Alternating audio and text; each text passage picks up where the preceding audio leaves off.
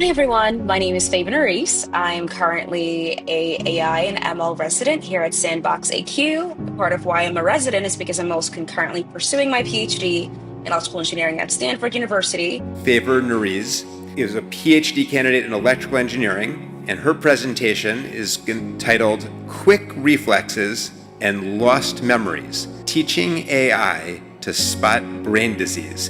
Favour, come on up. Right now, doctors rely on very expensive brain scans and invasive tests that only provide a brief snapshot of what's happening in your brain and body. I train AI to act like a skilled detective that constantly spots clues in changes in someone's daily movements, their speaking patterns, or even their typing speed. This early detection matters enormously because it means interventions like drugs and other treatments can start sooner to reduce the damages diseases can cause. Today I have Favour Nerrise, a fourth-year PhD student in electrical engineering here at Stanford. Favour is a pioneer in research at the intersection of neuroscience and AI and digital health. Thanks for being here.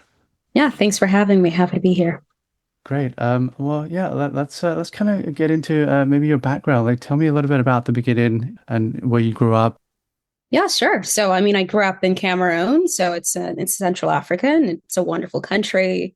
And I went to a smallish sort of private French school, and I'm glad that I was able to have that opportunity because while we were there, you got exposed to many different types of things, and as well as other types of languages like English as well. We speak both in my home country, but it was really great because by the age of 5 or 6, I was actually starting to be taken around the country to give speeches to ministers because my teachers had identified that I was really, really good at public speaking. And my parents had also noticed that, and they were able to encourage me to start giving speeches publicly. So I really loved that opportunity. And then I'd gone on to boarding school after that and did a year of that before I moved to the US. And again, my parents and my teachers had already identified that I had this sort of strong sense and foundation in math and sciences. I was usually first in class and typically passed these courses really well. So I went to the best boarding school, all girls boarding school in the country. And my focus was exactly that. I was on the STEM track and I was like, I'm going to do this. I don't know what it will amount to, maybe become a doctor. I think that was my dream growing up, to become a medical doctor. So I was like, I'll just keep doing this and then see where it leads me.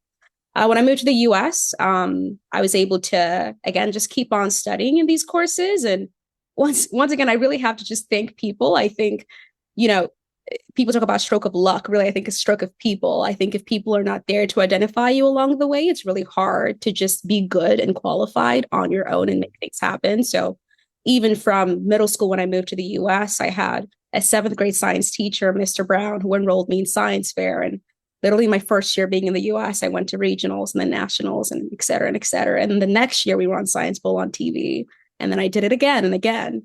And that took me to a charter high school and then took me to college and you name it. So very, very long story. But essentially, I think my entire pathway coming into STEM engineering or research has just been paved with, I think, obviously working very hard in the subjects that I studied, but more especially by having some sort of blessing and having people around me who were observant enough of my talents and wanted to nurture those talents along the way. And I think those two things combined really panned out well.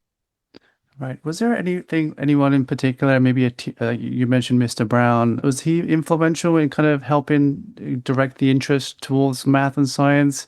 Was it a particular course that you took in school, in high school or middle school, where it just really grasped the interest in STEM? Is there like a specific do you remember something very specific in those earlier years where you were like, this is really amazing and interesting, and I want to learn more about it. I want to go deeper into this. Even in my home country, I was skipped above a grade because I was performing so highly for my grade level at the time in math and science. So they skipped me a grade above. So I think by the time I was 5 or 6 years old, I was just really, really deeply in love with math and sciences. And I think my parents and my teachers were just like, let's just watch this one. And they just invested in that. But I can't recall what their earliest moment of falling in love with math and science looked like. I think to me, when I think about math or when I think about science, to me, it just explains how the world works. I feel I've tried to explain it to friends sometimes. I feel like my brain is literally functioning like a computer. Like I can see it in numbers. Like I can see things in numbers, the logic, like I see it. I literally visualize the numbers happening and I see the routes and I'm like, okay, this makes sense. So I think I've just always been that way. I think for some people, maybe it's something you have to hone. And I think for some people, you think that way and maybe you have to hone other things. Hmm. Yeah, I mean, I'm originally from the UK, and I came over here for school as well, middle of high school actually, and I saw the differences in cultures between the US and the UK, and it was quite stark, and just trying to fit into a new environment, a new culture, you know, like how was that like for you when you from Cameroon, you said you came over to here to boarding school. Was that middle school, high school? Yeah, so I moved here. Yeah, I started seventh grade here. So there was definitely an adjustment period because Yeah, how was that like? seventh grade, yeah, middle school kids, kids can be very interesting at that age and stage in life. Kids are desperate at that time to start to figure out who they are. And that means when you don't seem like somebody who easily fits into who they think they should be, they can shut that really easily. I think for me, one of the biggest confusing things was, so in Cameroon, we have the British and French system that basically govern our country. So I grew up speaking British English and I speak France French, quote unquote. So to me, growing up, I was like, I could speak both fluently and I didn't think anything was wrong with my accent. But being in the US, it was like, well, that was the first obvious thing was you speak differently. We don't use this word. Why does your name have a U in it? What is this? Why do you write this way? And I was like, this is so strange. This is how my world works, and the rest of the world does this thing this way. So very small things like that started to come up that I just never thought would be a problem because I grew up somewhere where most people looked like me and spoke like me, and I never had to think about anything else. And I think that's both maybe the beauty and the challenge of the US is that you can, move to one area and suddenly you're that person that sticks out so sorely. So I think for me, that was my middle school. It was mostly an actual Hispanic American community there. So I had to learn Spanish and I took honors Spanish and that helped me fit in some and I got it just in reggaeton. And so it helped, I think, refine some of my interests a little bit. And I was able to just learn more about culturally what the American experience looks like. But yeah, it was not easy at all. And this was over by Maryland, Yeah, this was in Maryland. Yes, Nicholas okay. Middle School. Yes. Okay. Yeah, so that's high school, boarding school, and from there you transitioned, to college. How was like during at the end of high school, when you were deciding exactly which direction you wanted to go in, why like you ended up majoring at the University of Maryland in computer science, just with your interest in you're very strong in math and science, and I wonder whether was kind of like another direction, maybe bioengineering or maybe chemistry or in the sciences more than say in computer science, which it's more like you have math and there's theory, or like what kind of led you to the CS direction as opposed to maybe more the hard sciences early on, or was you still trying to kind of figure out exactly which direction to go in, between, let's say, that the medical side or the technology side? I don't know if that was something that you were thinking about back then. Is that something you wanted to do with technology and bridging that to medicine? Yeah, no, so it was actually both. I remember when I was applying to colleges, I'd spoken to, my high school counselor at the time and some college counselors, and some of the advice I'd gotten were to really focus in undergrad. You want as much breadth in your skills as possible. So a really good thing would be obviously I still at this point I wanted to become a brain surgeon, but they told me it'd be good to master a subject that gives you more tools in your toolbox, right? So engineering, obviously being in the engineering school was something that I was looking at. So then I had to decide which engineering degree. And actually by this time I had gone through the Girls Who Code program when I was back in high school. And I loved it. I was one of the first cohorts actually ever for Girls Who Code. And I remember Shout out to Reshma Saljani. Yeah. I'm like, I love her so much. And we got Yeah. to see her at her graduation because we were literally, I think, the first or second cohort ever. And so I took the subway down to DC every single week with some of my girlfriends from other neighboring schools. And we would take these classes and I loved it and I thrived in it. And then I went to hackathons. I went to my very first one in Virginia later that fall after that summer. And I won my first competition. So I was getting really, really good at coding too. And I was doing stuff for robotics at school and a bunch of like robotics competitions with Arduinos and coding for that. So I think there was a natural interest as well in seeing where my technical programming skills could lead me. And so I thought, best of both worlds, stay in the engineering school where I get to take these really challenging classes, but also maybe try to refine some of this toolbox skills that my counselors are telling me might be worth it in the future. And they were absolutely right. So I'm so glad I listened to them. And yeah, I mean, I thought as well, people also said, if you want to go to med school, it doesn't really matter what you major in, just be really good at it. So I thought, okay, I'm really good at this thing, it seems, or I could be really good at it. So let me just do that and then get the best grades and get to med school. Obviously, those plans changed over time, but no Right, regret. like let's get to that quick. Let's get to that quick arc there, and what was the shift? Was it middle of towards your your undergrad years that you kind of had this? You didn't want to go in that Yeah. direction, or Yeah, it's interesting. I think the shift had been happening just long before I recognized. Sometimes I think I seem to be the last person to realize exactly where I should be. I think everyone else around me notices, Mhm. but me. So my first year of college, I'd gotten into a research program. It trains literally freshmen at the University of Maryland how to do research. So you spend one semester learning about research skills. By your second semester, you're placed into a lab. And I loved research so much. I'd done a camp at Hopkins before and another one at MIT back in high school. So I had very little experience, but I knew kind of what research was. But I loved that experience so much that I did the program. And by my second year in school as a sophomore, I was then a peer mentor for my research lab, which was insane because I was basically training other people how to do things in the lab. So I just kept on doing research. I did it in that lab. I moved on to do some work with NASA JPL and some collaborations with UMD. And I was just doing a whole bunch of research. I would do internships and then research the entire school year. So I think it had become very clear to my passions that research was somewhere in my future. And I started to question how to balance. So I started to maybe think about, could I maybe do a physician scientist? So I get to do both med school and research. And then it took until COVID where I started to ask some really hard questions. And my parents asked me some hard questions about what is beyond this childhood dream you had. What does your future look like and what things are important to you? And if you pursue this very demanding career and you make these sacrifices, is it worth it to you? Do you see that you can answer some of that now? And I just felt at the time I didn't have as strong answers that I think you should have to pursue a path like that. And I felt that my passions had led me elsewhere, and that ended up being just engineering and PhD.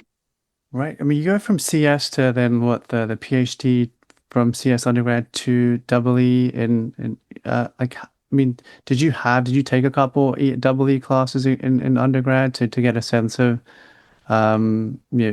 to get a sense of that, and because it seems like somewhat of a little bit of a transition going from Yeah. CS to a double E, and and 4 years of that, and nonetheless, was the interest there? Was classes that you took in undergrad helped you towards maybe going towards? Because I've actually never. I can't think of. I don't think I've ever seen that track where I've seen somebody Really with a CS undergrad and double E PhD. Usually, they've interesting. done It's the like other way around. yeah, or they've done like a dual CS and a Right, double E.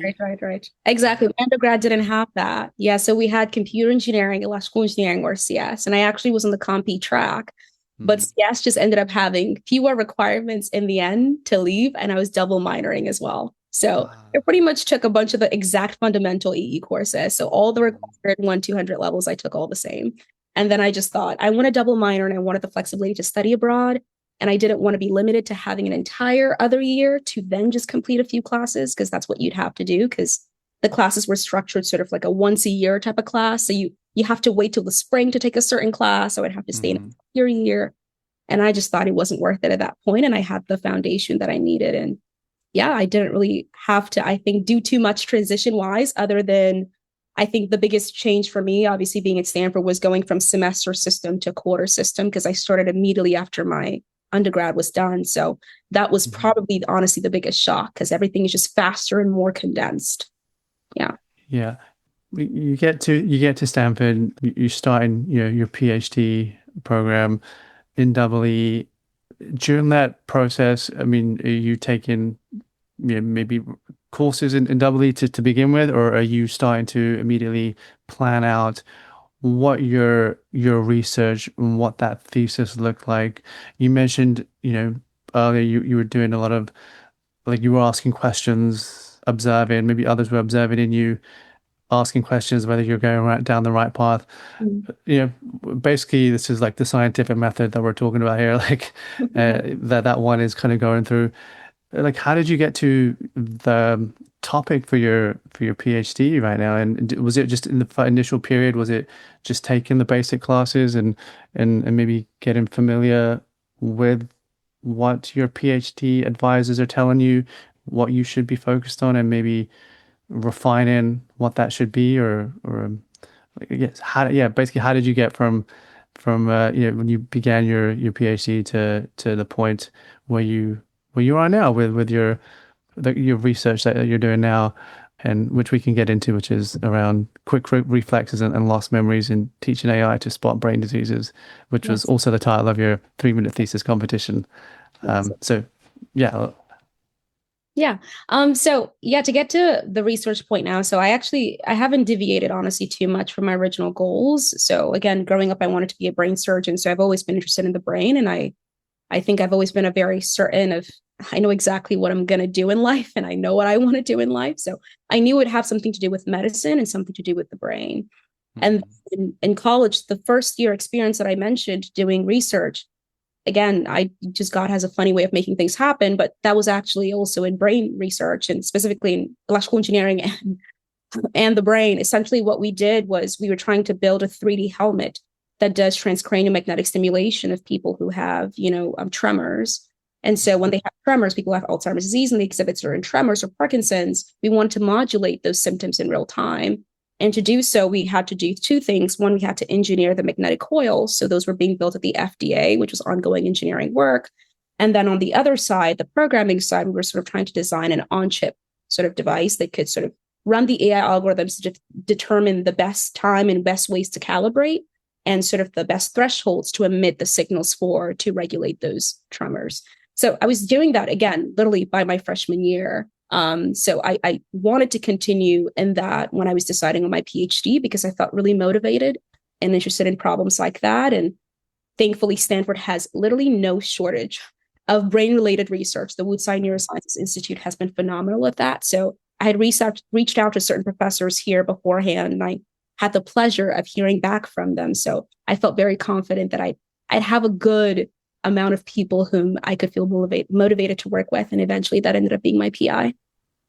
This is perfect. Like, I mean, well, your research, when you explain a little bit about your research and we'll walk us through it and just what is it and the hypothesis and how did you kind of get to it from that point of view? You obviously had the initial spark a lot earlier on. What is what is your research topic? And yeah, sure. So my research, we're motivated by thinking about how we could better earlier detect diseases that are super hard to detect otherwise.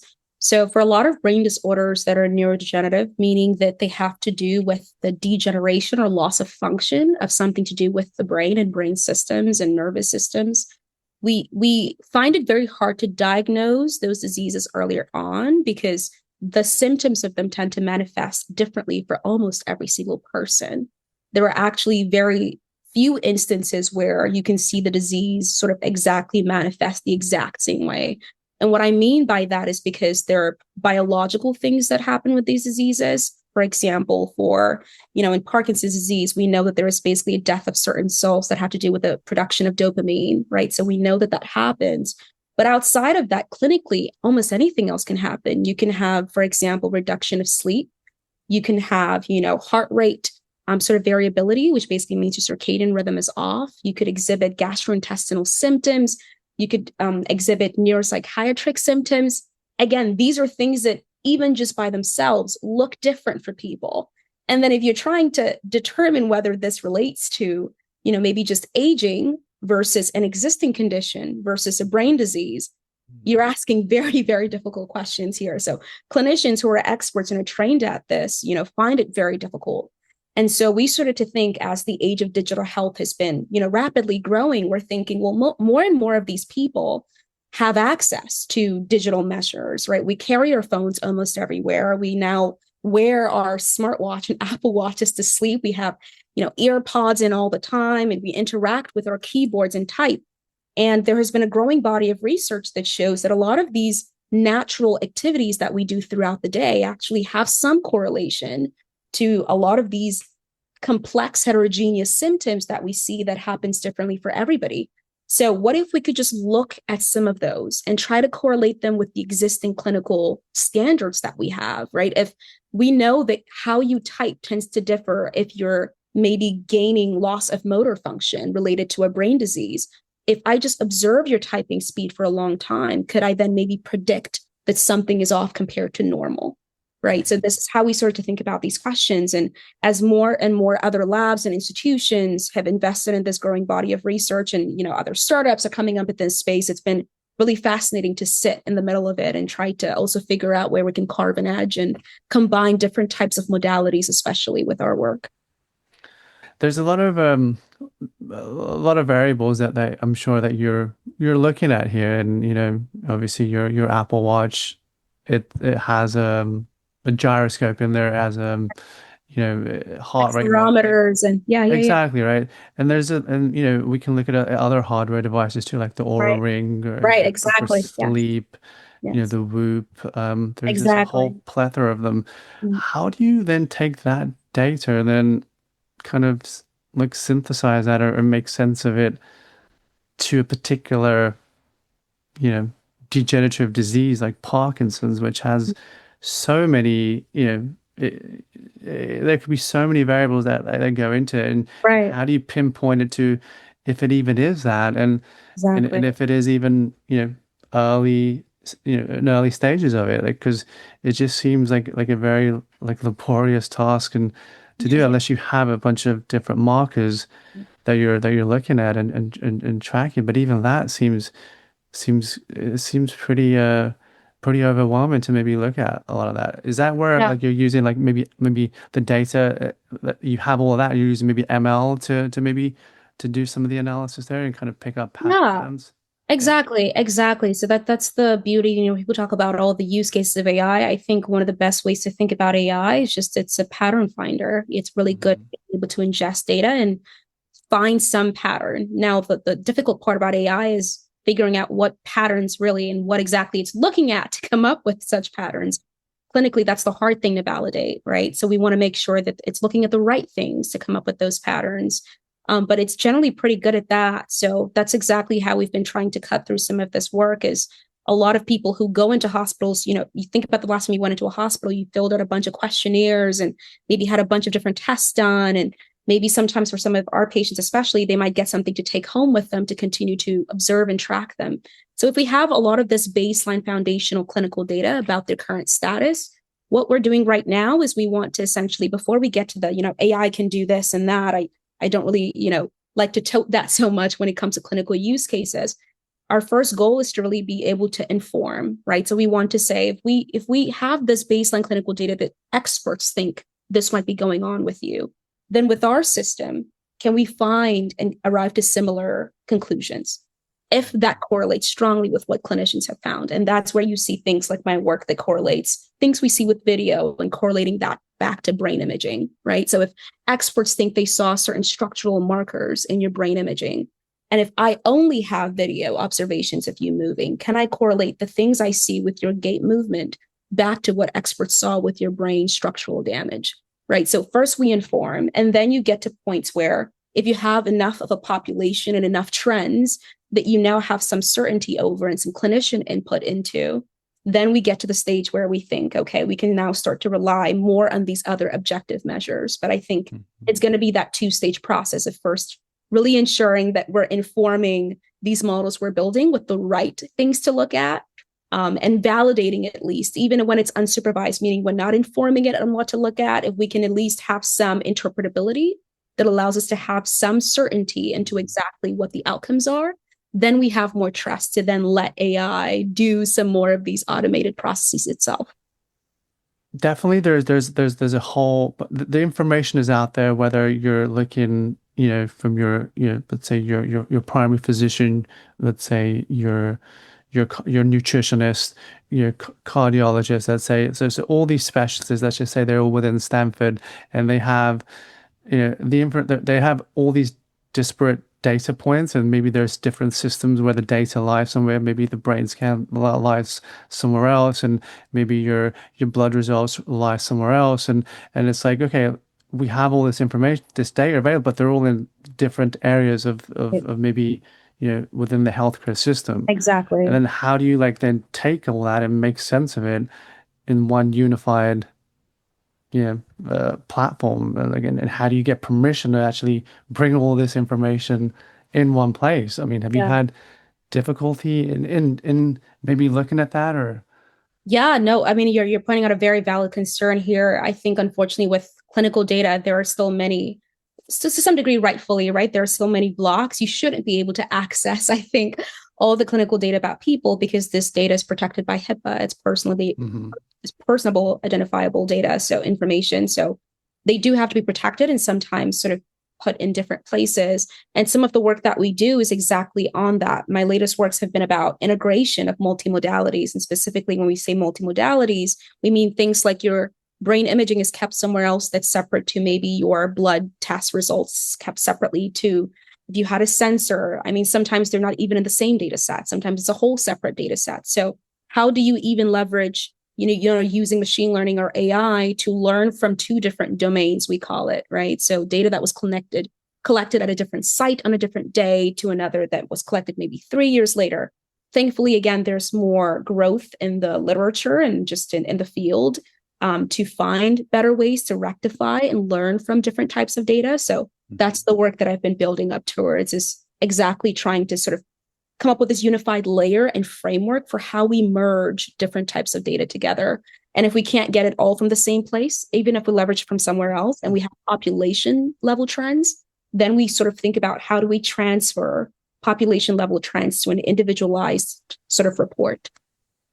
Okay, so it's almost like are you getting like historical data or from from somewhere else, or and then using that maybe in like within your like like the data that you're using for your research, because or are you actually using like patient data at the moment currently to kind of validate your hypothesis?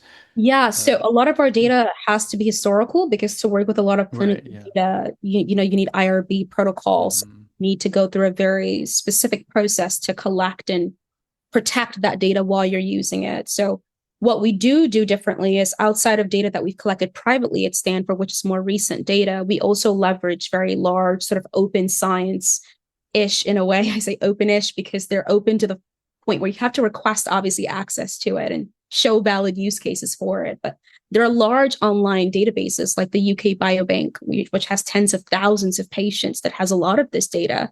And I think if you're able to, show valid requirements of why you want to use it and be affiliated with the right institution or organization, we can get access to tons of this data. And that's what we want, right? I think for a lot of, again, because it's so hard to find, we think about the use cases, again, back to the original problem, it's so hard to find things that are specific to one person. It's almost sometimes as important to get the population level insights, right? And then you sort of work your way backwards than just trying to track each individual person from the onset and make all these conclusions. I think our goal right now, again, is to be able to inform what should we be looking for, right? What are the things we should focus on, the specific measures or variables, and validate those with tons of data across many different types of subgroups, meaning people who might live in the US, people who live in Europe, et cetera, different types of sex or gender distributions, which sometimes manifest differently for these diseases as well. And then from those population level focuses, we then get to individualized. Yeah, I mean, what should we be looking for? What are those biomarkers? Let's maybe stick to, let's say, Alzheimer's. Yeah, so some of the most common ones we see, for example, I actually mentioned some of them. Heart rate variability actually tends to be a very common one. And it is specifically focusing on what we call digital biomarkers here, right? The ones we can sort of obtain from these digital health tools that can be worn at home outside of the clinic. So heart rate variability tends to be basically associated with heart rate. Basically, it's sort of the asymmetry that happens with your heart rate pattern over time. So HRV is very well known to correlate with certain different types of disturbances of circadian rhythm, which usually is due to, it might be related to some oxygenation and saturation, oxidation stress. Basically, that happens with your brain due to certain structural damage related to these diseases. And then you also have very correlated to that, because typically if you have a disruption with your circadian rhythm, then you have something related to sleep. So we see a lot of REM or RBD, REM sleep behavior disorder, RBD. Basically just means when you're sleeping, you tend to have a certain, your cycle basically should be relatively the same, and that should repeat at a certain sort of interval. However, with people with RBD, there's also another asymmetry, right? So there's a disruption of sleep cycling.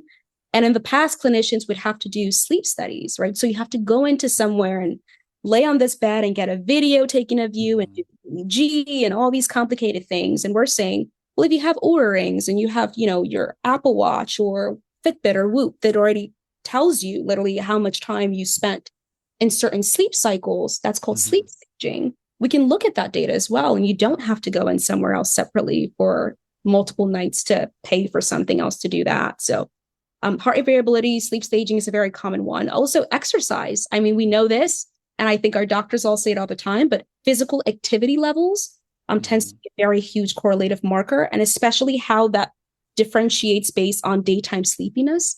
So we tend to, for example, some of our patients, again, disruption of circadian rhythms and sleep often correlates back to you have excessive daytime sleepiness, which means your physical activity tends to be low, no matter what activity you're doing.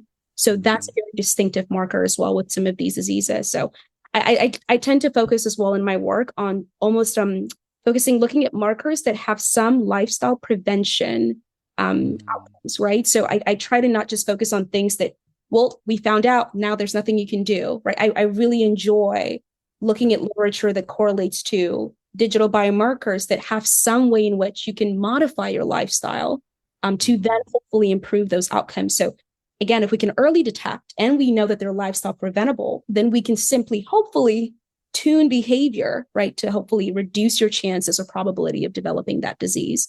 Hopefully that would be the goal, but I can't speak too much towards treatment. I'm not an actual physician. Right, because I was going to say, I mean, a lot of these are like obviously preventative, like earlier measures to look at, which like obviously is what your research looks at with the biomarkers that you mentioned, like sleep. I was back in my head, I'm thinking like, well, what about like some of the things that we can like actually tangibly shows us like, hey, there's actually like amyloid plaque buildup in your brain. There's Yeah, I mean, those are actual biomarkers, right? So we don't, I mean, we're not clinicians, so we can't conduct those tests on our patients, but those are validated blood biomarkers. For example, recently, the first blood testing was just approved by the FDA to basically use blood tests alone to then validate, p-tau and amyloid tau accumulation in the brain. And that's been well known to correlate with Alzheimer's disease. But again, my focus and my work is digital biomarker. Just get it even before that point. Yeah, I'm focused on things you can do outside of the clinic, right? A blood test right now, you need to go in somewhere else and it's expensive and you need insurance more than likely in some way or some way to pay for it. But I'm curious about things that you already use day to day. If there are already technologies or systems that you can naturally interact with that don't cost you anything in additional and are low maintenance to integrate into your lifestyle, can we look at some of those measurements and then so maybe correlate them, right? Again, I'm not trying to be a physician or to replace physicians. We don't want to use our system alone and we will tell you that you will have, we will never probably do that. I think a clinician would have to. But the goal is if we do notice some abnormalities, we can say things like, hey, maybe it warrants a checkup, right? There has been a deviation from how you move in comparison to normal. There has been, if we notice your step count is hugely varied than your normal baseline on a certain month, typically in a year, we could maybe alert a patient or a caregiver to maybe take that person in for a checkup. So things like that are more so what I'm trying to focus on. Again, more day-to-day lifestyle improvement so that hopefully if we early detect or think there's higher risk, we can reduce some of that before we need to do more drastic steps. Yeah, so I mean, another big one tends to be gait. So gait is every person has a distinct, we call it like a movement signature. So every person walks in a very distinct way. So gait can actually act as a fingerprint. And you've probably seen it on shows before where, authorities can sort of, there's grainy video maybe of somebody, but they use that as an identifiable marker to maybe identify a suspect just because it is that distinct.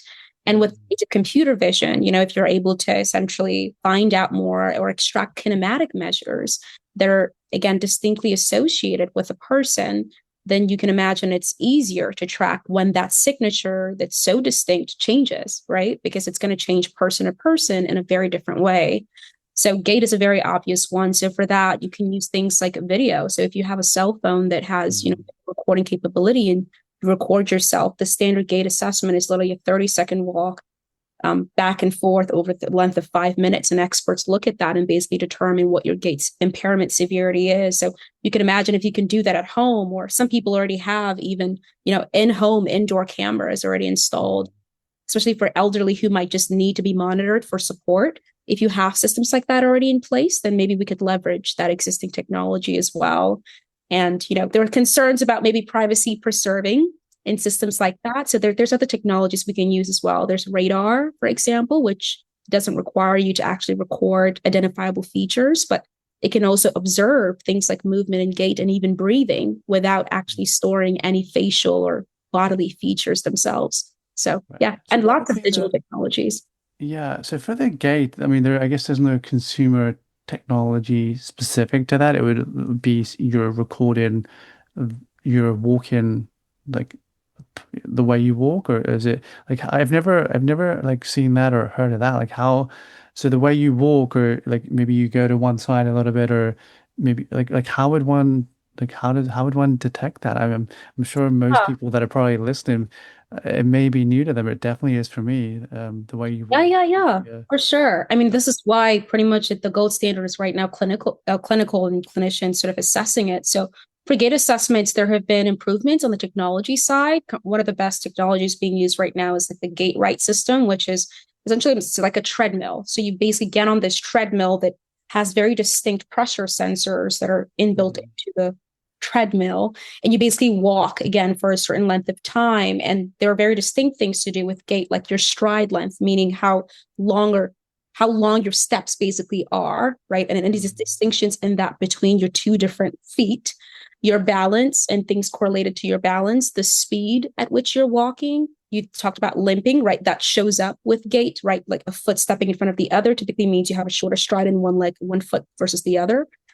So there's very distinct sort of kinematic and motion related features that have been well studied. This is not new. I mean, gait studies have been done for decades now with clinicians and neurologists. So these are well validated markers to do with motor dysfunction. And because we just know that motor dysfunction is one of the biggest manifestations of a lot of these diseases, either at an earlier or latter stage, we just try to find a way to do that doesn't require you to go find a clinician who has access to this gait right treadmill or has time to sit and observe you, right? If you have an existing technology at home, like an indoor camera that can be used, if you've bought one that has to do with radar that's privacy preserving and that already exists for maybe another use case, can we leverage that? Or sometimes some of the work that has gone on in literature tends to be that a clinician could even still do their assessment. However, they could do it from a webcam, right? So the main difference here is some of our patients, for example, might have other comorbidities that make it hard for them to go into the clinic. So if you're somebody at home who wants to do a virtual visit, like we're all getting used to, say during COVID and the likes, you could do a virtual visit with a clinician, but now with our system, you don't have to physically go in, right? Because we've built an entire platform that works with videos. So if a clinician simply just helps you record the video by telling you where to go and move, and then we do the rest of the parsing and provide that data to the clinician, they could still have enough insights to then determine a diagnosis or recommendations without having to bring you in themselves and conduct all of that in the actual clinic. So there's ways in which you can sort of see this technologies, I think, being applied, whether to the clinician side first and or maybe directly to the patient side first. So for gait, I mean, would this be one of the biomarkers, let's say, for Parkinson's, or for sure? Yes, Right? it is strongly associated with Parkinson's, also Alzheimer's, a lot of these MS, I mean, a lot of neurodegeneration. I mean, you can think about one of the biggest reasons your brain exists is to be able to basically tell you to move. And people think of movement as just like your feet, but movement really is everything, because movement happens first with intention before the actual action corresponds. So have brain cells that are dying that are supposed to correlate with an intent to do something that is movement, right? Of that sort. So I think those are one of the key ways in which we try to observe the distinctions between these diseases, is also the types of movement related dysfunctions that happen and at what stage they happen, you can actually help separate some of these diagnoses from each other. Right. And gait it's an assessment that you were saying could be done remotely. It could be done, at your Exactly. physician's It could be done office. with physician, it could be done at home, it could be done anywhere. Yeah. And, if one does record, it kind of shows like you're saying, your cadence or your stride length, maybe, the way you're walking, maybe you're swinging your arms a certain way. Exactly. So all these Ankle things can be detected rotation, neck swing. Exactly. Yeah. Right. So all of this information, that this is data that then goes to what? The physician then, like we're looking at a human who's going to then evaluate this, and or like how does, because this is only one biomarker, and I think your research is looking at multiple biomarkers that we can maybe take in Exactly. unison. So Exactly. then, okay, here's a recommendation that we think this person is maybe within this confidence interval Exactly. to maybe maybe there should be some intervention here where we can get them treated a lot earlier on. So we talked about gait, we talked about sleep, we talked about exercise, like step count. The other, is there more? I mean, this could be It's quite a lot. How many biomarkers multi-hour are we podcast. looking Yeah. at? I mean, there's Yeah. there's so many. I mean, you Okay. can imagine, honestly, most measurements that you would just make of the human body typically correlate to something. So Right. the difficulties that we also have is not getting so overwhelmed by the volume of information. And again, really trying to inform choice, right? So how do we actually narrow down to some of these key measures that are Right. most strongly correlated? And then we Right. focus on that. But you can imagine there's so many more. Yeah. Right. And the ones we've just spoken about, those tend to be the ones that have the higher Yeah, I would say higher those have a correlation lot of, for those. yeah, a lot of supporting literature, a lot of Yeah. supporting, and when I talk about literature, talking about clinical literature, right? Not just Right. methods and applications, but bodies of Right. over decades that have shown existing clinical gold standards as well, right? So that's something that I sit at a very sort of strange intersection because I work in medicine. I'm very careful about making sure that my choices are not just being informed by the trend of, my Mm. engineering and technical field, but I like to really ground the questions I'm asking, the hypotheses I come up with what already exists and what are people already doing that they know works well and people have trust and certainty in. That my goal is to be able to say, can I help improve that process, right? Can I make things happen faster? Can I help them be more efficient, more cost effective for our patients, more user friendly for our patients? Some of these systems are invasive, right? And or require you to do complex maneuvers. Again, that some of these patients have actually already lost function. So they have to now pay for a caregiver. So again, things that just can improve the entire cycle, but have existing things that we can compare against and benchmark against that are clinically validated. Yeah. Yeah. That is where my where I'm actually going with this, and as we've been having this discussion, my focus has been on that scientific method. Yeah. And when you were speaking earlier about how your interest in engineering and math, and maybe others were observing around you and asking you the right questions, maybe you were doing that yourself. And then towards your career choice and where you ended up, there was a hypothesis like, I like this based off of the questions I'm asking myself based on what others and myself are observing. But this obviously applies to the work that you're doing with your research. I'm sure you've absolutely have to have gone through that, and doing the observation and the question, having a hypothesis like, hey, these are like there's a lot of biomarkers here that we can use to help like degenerative diseases with early detection. And there's a lot of smart devices out there, and the technology such as like AI is got so good now, where maybe we can take this huge trove of data and kind of make sense of it somehow, and so that there is some like correlation to maybe a right recommendation for somebody. I was also when we were going through this, I was like, what's the error detection like? Like we're looking at all of these biomarkers, and like there's an error rate. Yeah. I'm sure as you go through every single cycle, there's false positives, false Right. negatives. I'm sure there's going to be errors as we go through this process, and but then you iterate, and then you go back to the beginning and you improve the test and the experiment, and you maybe make changes to the design of it. Like maybe walk me through that process, Yeah. and how your design has improved based on some of the feedback from errors, or maybe some false positives and negatives that you've seen.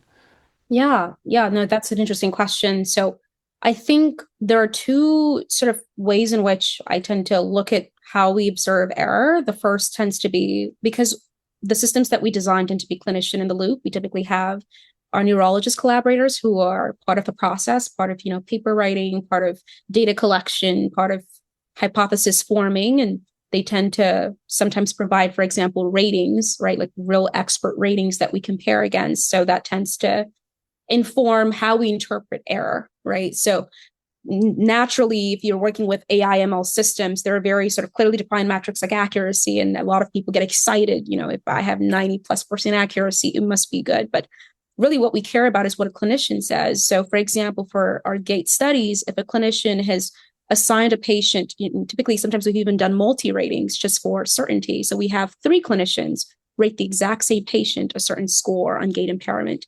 And if, say, on average, they rate that patient a 4, which is a very poor score, it basically means they're close to not functioning by themselves alone, probably have a walker. But our system maybe detects that patient at a 3.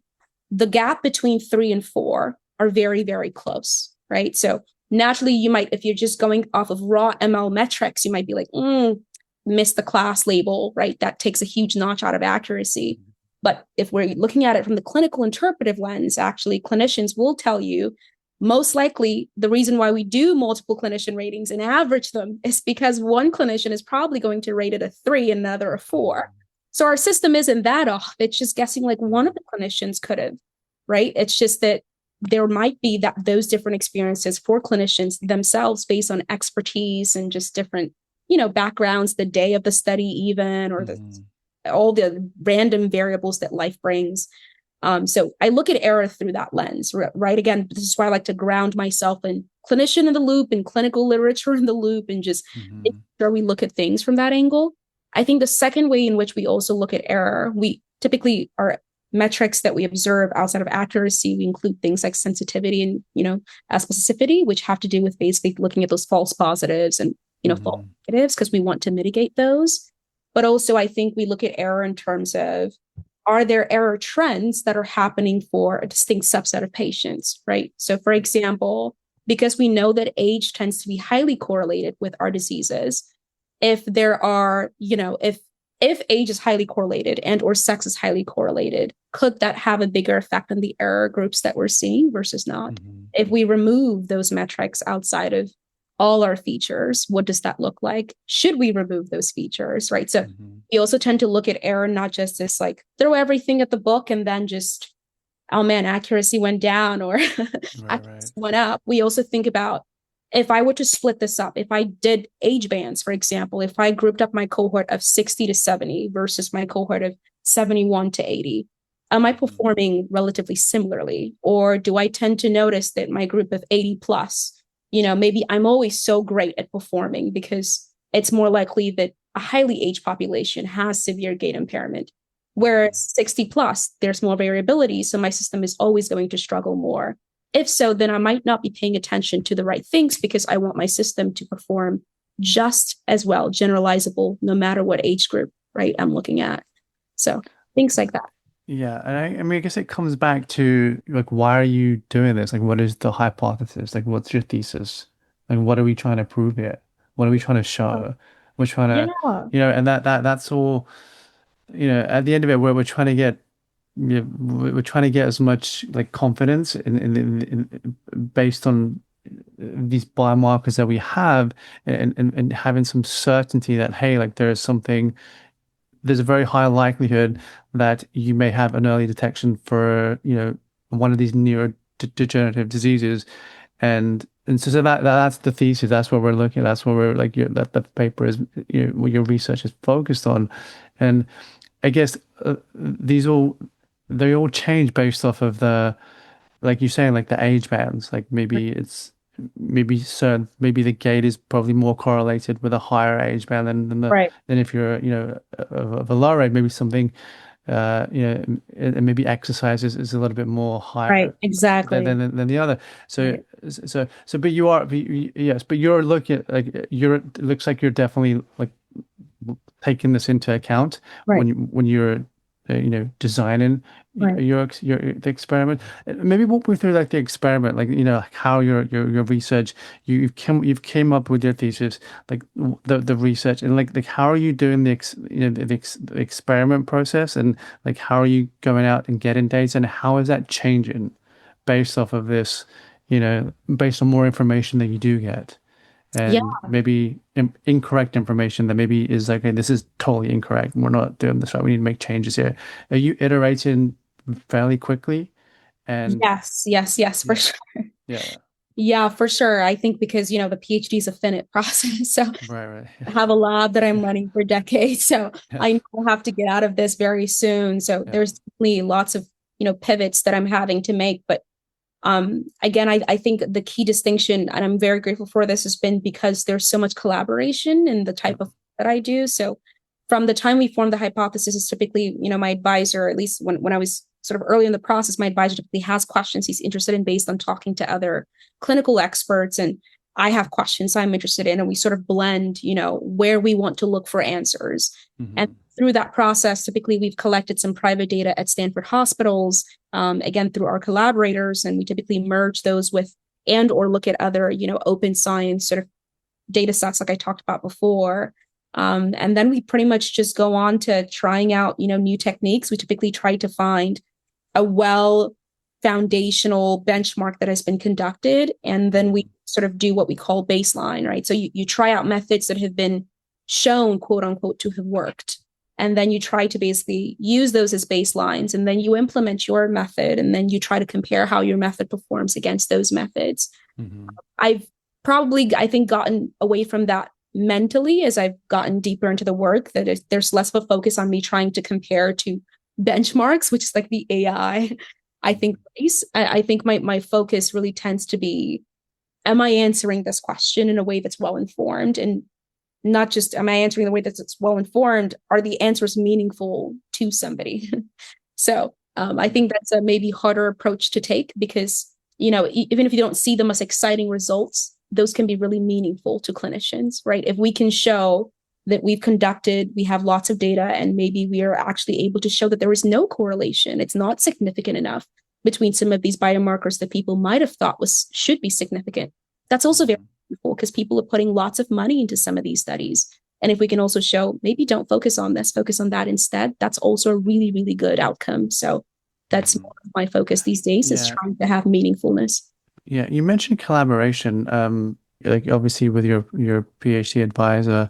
I mean, is there like research students there that are maybe helping you with some of this, maybe the studies and gathering data and running, yeah, some of these ML models like TensorFlow, or like are you mainly doing a lot of that yourself? Yeah, it's both. It depends on what stage typically of your PhD you're at, or it depends on your lab or your Mhm. school. But I mean, at least here at Stanford, it tends to be, at your junior stage, you probably have more people you're working with as you get more into your journey. Typically, then you're mentoring other people who are supporting your work. Mhm. You're driving a lot of it. So I'm at that stage now, but I'm very grateful to have worked with so many incredible people. My mentees so far have been freshmen, which has been actually incredible. Two of them have been Stanford students, and they have been some of the most brilliant people I've ever met. They're so brilliant here. And I think they're my favorite, some of my favorite people to be around on campus. I love teaching them. I love working with them. And then one of them actually was a student from a community college who I loved and worked with over the summer last year, and she was absolutely brilliant.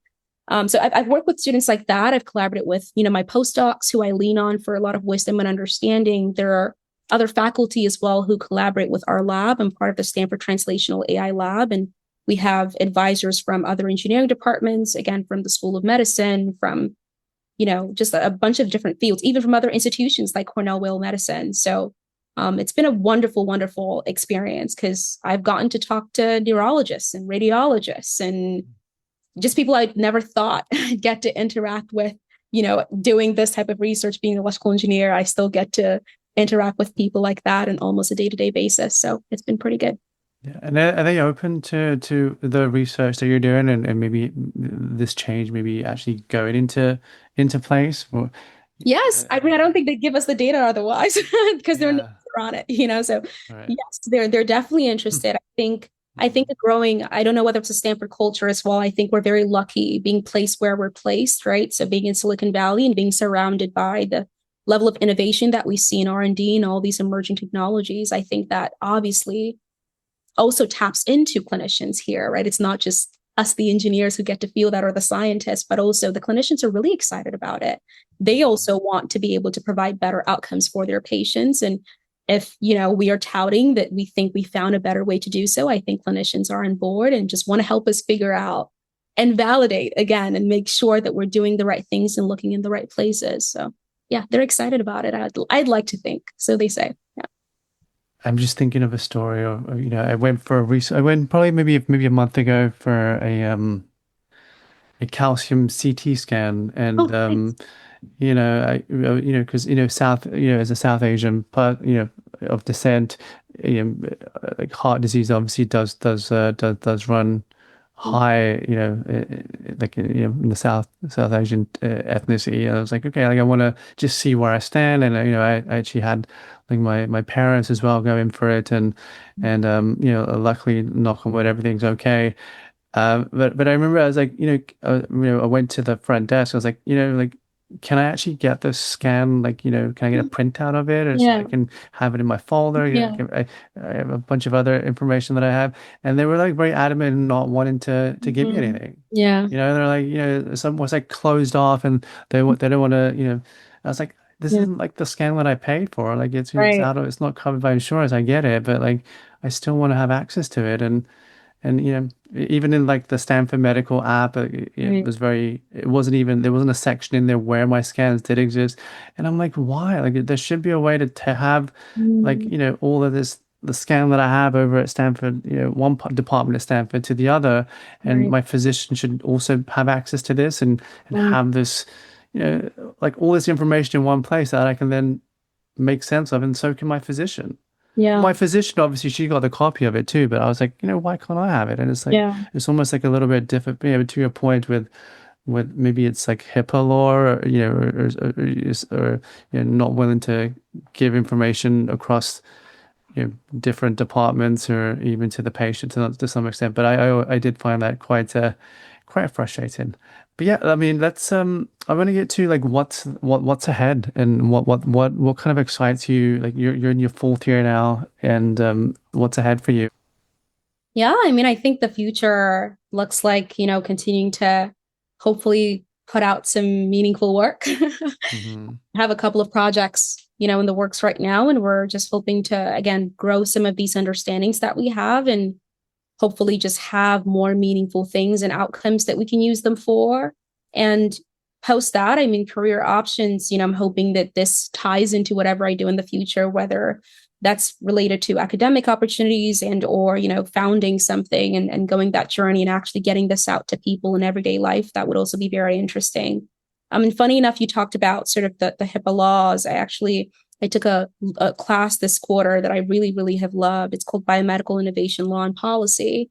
And we talk a lot about sort of the regulatory aspects of R&D, right? So when you're a startup or somebody who founds and develop these technologies or platforms, what does it actually look like to get it out there? And why is it so hard, right, for biotech and med tech devices and platforms or biologics even to make it, right? And it was very, very fascinating. And I'm actually writing a paper right now about consumer wearables and protections laws. Like, what does that look like in the US, right? Why can't you get a scan? Should you be able to get a scan? If so, what protections should exist, right? What ownership rights and deletion rights should you exist? What type of consent should you have? And all these various questions that I think the average person might not think to question now, but as these devices, like you're ordering, right, gets to more everyday use case and it's collecting all this data. If a company decides, to put in terms and conditions that it wants to sell it, you Yeah, didn't read the terms and data. Yeah, conditions. data privacy is something that it's a massive concern, and And no one thinks about, we're so excited, you click sign up for an account and yes, accept, agree. But I mean, we're seeing with 23 and me, that's actually my, exactly. Exactly. So I'm thinking Yeah. about things like that as an innovator. Obviously, I want to be able to have access to this data, but I'm grateful that being here makes you question, right? Just how do we also think about centering the user or the patient or the clinician? And so I'm also asking these questions as I build technologies, as how can I ensure the rights of my patients or the rights of my users are protected in the best ways? So that's something that I think about, and I know a lot of people around me think about as well. And some sense we're like, hey, can we just spin up a private server here and right, and maybe just have all my information just right, store it locally here? But right, then it's like, how do I get that data out? Like they won't across, give it right, to me. exactly, So, right, and yeah, yeah, like it's a massive concern, and it's a big issue, and I think maybe something around like decentralized technology, exactly. where they were saying maybe that could, how we have distributed compute, Yeah, there's distributed federated servers. learning and all Yeah, these techniques. I think Yeah, maybe there's a solution, yeah, around that, but the current way things are going, I do, it's definitely concerning, and I think consumers are, they're looking, they're looking for like another way, another right, alternative, and they just want their data to be safe, and right, they don't want to give it up, and to your point, they don't know what they're, when they right. do say okay, and they click the box, and they don't Yeah. know what they're giving away. But I'm very happy that you're thinking about that. Yes, That it's makes me important. happy. Yes. No, it's very important. It's Yeah. super important. Yes. Yeah. Like there's one thing that I've, yeah, I wanted to kind of ask, and kind of this is inspiration from, from Tim Ferriss, and he asked at the end of his podcast, like if you had a billboard, let's just say it's on the 101 freeway, Yeah. with a message on it, what would that message be to the folks driving down that every day? And I would say be disarmingly curious. That would be my that's message. a really good one. Yep. Yeah. Yeah, Not that's a sure if really, it even makes sense, but it makes sense to me. Yeah. yeah. Where can people engage with you, and where can they reach out, and maybe if they Yeah, want to you can. engage with your research, or social media, where can folks, I'll also link it in the in the description as well. But is there a good place for folks to find you? Yeah, you can find me on LinkedIn or Blue Sky, or my old X account still exists, but probably preferably Blue Sky these days, but or in LinkedIn, or honestly, you can find my email. I'm sure if you if you Google me, you'll find it in some place. But I think I'm the only one in the world with my exact name other than my newest niece, but who copied my name. But if you type my name in, you should be able to find me. Yeah. Okay, cool.